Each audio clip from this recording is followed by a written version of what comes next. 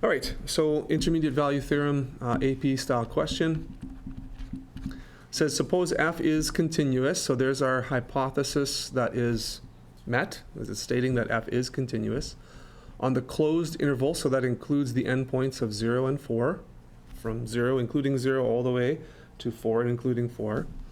And suppose that f of 0 equals 1, so on this function we have a point 0, 1. Now if you want to do a little sketch here as you go along, I think that would be great. So 0, 1 would be your y-intercept there, I guess, 0, 1. 1, 2, so 1, 2 is up here. 2, 0, so that's our x-intercept. F of 3 is negative 3, so we're going down here. And f of 4 is positive 3.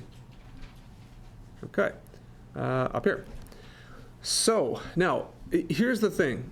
We know what these points, we know that these points are on the function, but what we don't know is what happens in between. Okay? So one of the possible, it looks to be, like you would probably assume that, hey, maybe that's a function that looks like this. Okay? There's a lot of assumptions going on here. There's a lot of assumptions. We're assuming that this, well, we're assuming that this point here is a local max. It doesn't necessarily have to be a local max. We're assuming that this graph between this point and this point didn't go down and touch the x-axis here once or twice or 4 times, right? We don't know.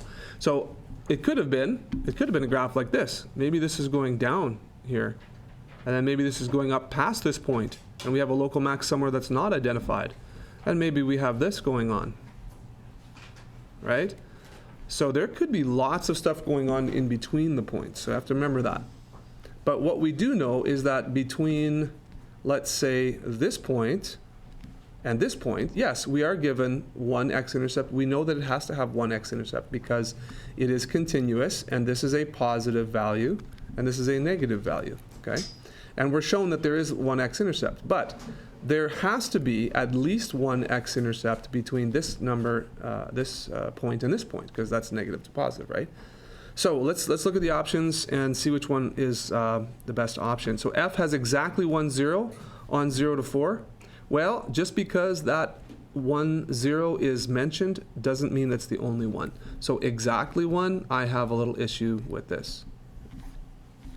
Because of the graph, the suggested graph that you earlier, right? We're good?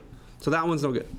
B, f has more than 1, 0 on 0 to 4. Well, we don't know that either. There could be just one. We know there is at least one, but we don't know that there are more than one.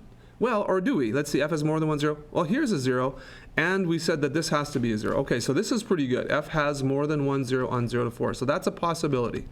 Yes, because of this one over here. C, f has more than 2 zeros. Can't say that. It could just have 2 zeros. F has exactly 2 zeros. Can't say that exactly either because there could be more. So not that. F has more than 2 zeros. Can't say that. None of these statements are true. Okay. So it looks like f has more than 1, 0 on 4. We know that to be true. I can't think of a counterexample. We're listed one here, but because of IVT, there has to be one somewhere between here and here. You okay with B then? Okay. Okay, so for some practice in the Finney text here, there's some questions here that I would encourage you to take a look at. I'm going to take a look at this question here, just as another example.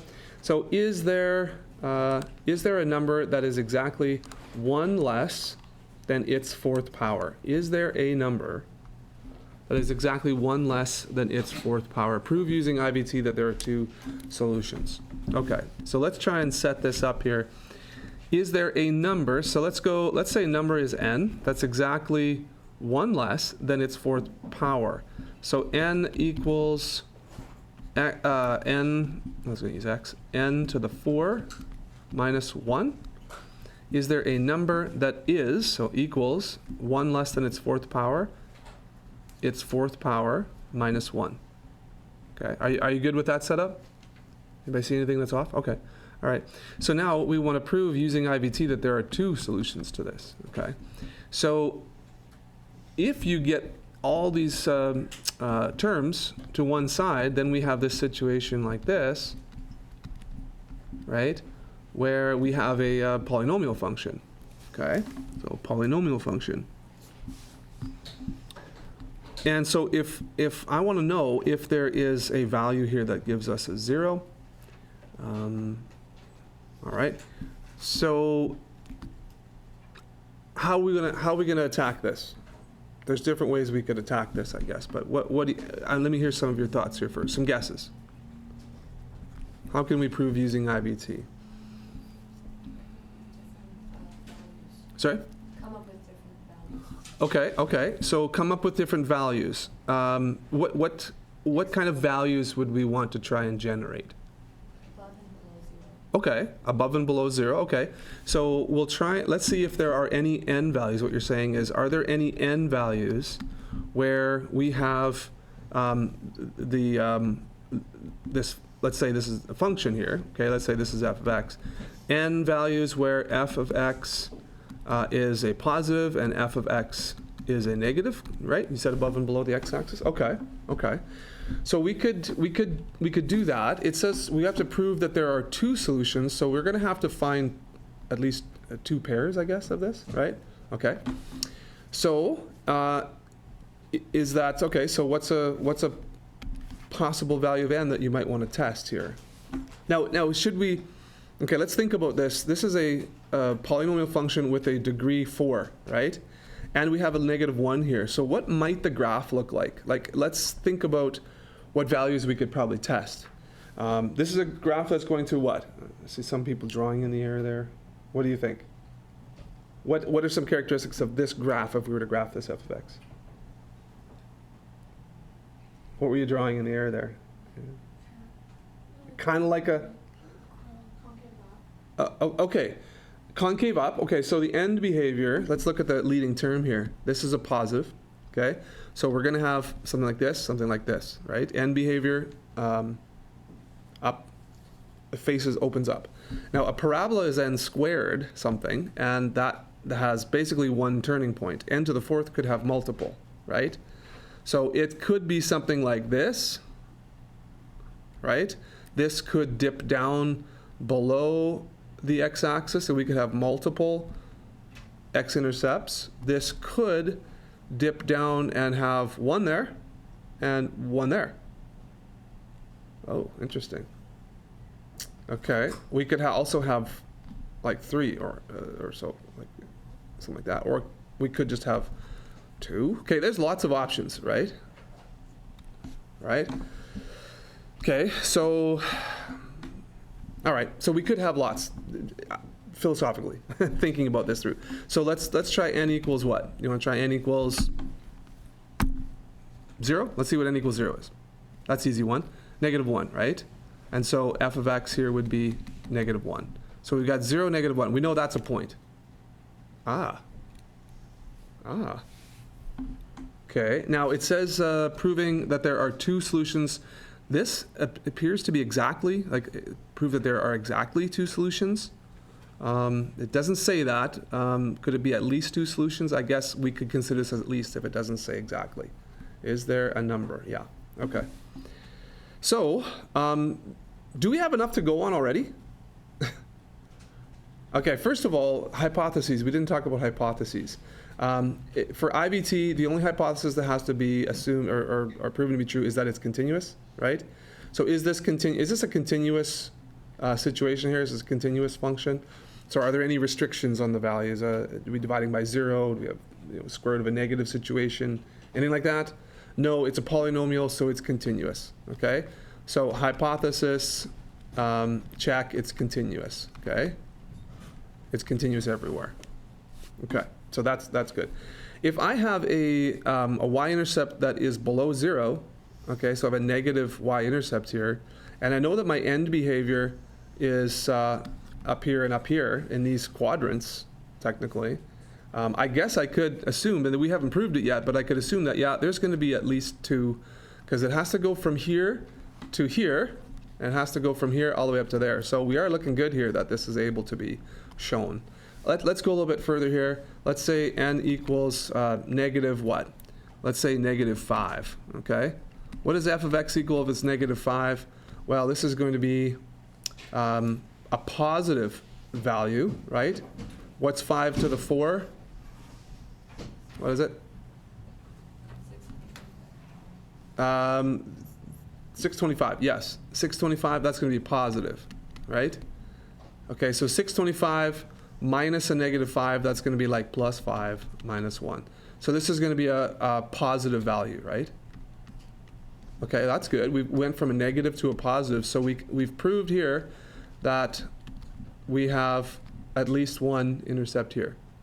Now, can I do the same thing for another positive n value here? Let's go on the other side. What about n equals positive 5? That one's going to be pretty easy, isn't it? That's 625 as well. Minus 5 minus 1. So that's going to be positive as well, right? So we have another point that we know that's up here at positive 5. That's going to be positive as well. Okay? So is there a number that's exactly 1 less than its fourth power proved using IVT? That there are two solutions. So what you could do is now show this work and write because f of negative 5 is positive and y-intercept is negative 1. There is one root with a negative n value. Okay, so negative n, there's got to be one root in there somewhere. And because f of positive 5 is positive,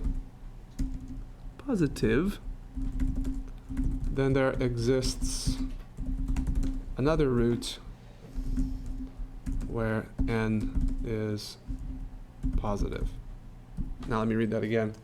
Because f of negative 5 is positive and the y-intercept is negative 1, there is one root with a negative n value.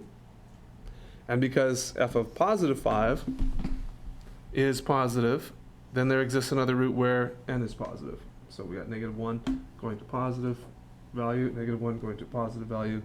There are two roots there. Well, okay, so the question, so the question says, prove that there are two solutions. Now, it doesn't say exactly, it doesn't say at least, but we know that there are two solutions. So there have to be at least two solutions. Oh, I see. Yeah. So are there two solutions? Yes, there are two solutions. Are there exactly two solutions? We don't have enough data. Yeah. We can't really say exactly. That's why, you can't really assume it's exactly, but there are at least two, because we've shown that there has to be two. So one in this interval from, negative 5 to 0, and one in this interval from 0 to 5. There has to be there has to be at least one in each. Make sense? Okay, here's another one that's a good question that might be asked, and again, you can write this down and give this a try tonight if you want. It's right there. Yeah. So is any real number exactly 2 more than its cube? Prove or disprove using IVT. Okay, so again, you want to come up with an equation. Get that to an equation that equals 0, so get some kind of polynomial representation. And then if you can prove that there is a root to that, then we have a solution. If you can prove that there is no root, then there's no solution. So one way or the other, that would be a good question for you to prove. And again, it's not saying that there is a solution. It says prove or disprove using IVT. So yes, there's at least one solution, or no, there isn't, using IVT. So if you can prove, if you have something like this, right? So that's positive all the time. Right? So that means that there is no negative value possible. So if this were equal to 0, for example, this isn't for this question, but if this were the situation, then because this is always positive, that means there's no intercept, so there's no solution. So It would be up here. It would be up here always, there's no root. So that means that between any 2 points on this graph, the point in between is always positive. Okay? Okay. Yeah. So if this, whatever this representation is, if it is positive all the time, then there's no solution using IVT, because it never would jump below the x-axis if it's positive all the time. And you know what I mean? Because it's not discontinuous. It can't be going down, then boop, down here, then pop back up, right? If it's negative all the time, if it's always negative, right? If it's negative x squared minus 10, okay? If this is the case, then, right, something like that. This is going to be a negative value, that's always positive, then it makes it negative, and then we're subtracting more. So if it's always negative, right, then there's no possible way, because a point between any two negative values has to be negative as well. So that's how you want to look at that one. And for if it's not like a AP test, if it's asking us to prove it. Okay, so once again, graphing tech is allowed for these questions in your Affinity text. They're very similar to these two that we just talked about. You're actually asked to find the solutions in your textbook. So give those a shot, and I'll post the answers at the end of this video. If you want to watch this video, and then you can see the answers. Okay.